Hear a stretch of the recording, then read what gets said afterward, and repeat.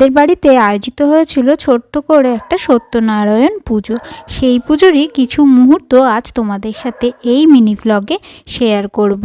তো এখানে ঠাকুরমশাই সিন্নি মাখা শুরু করে দিয়েছে, আর আমরা বাকিরা করছি পুজোর জোগাড় যন্ত্র।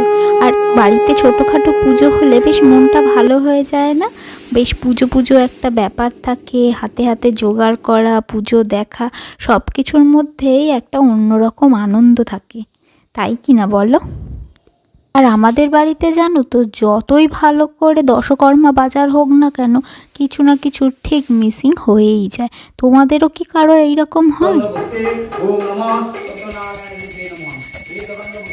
এইবার শুরু হবে আমাদের হোম।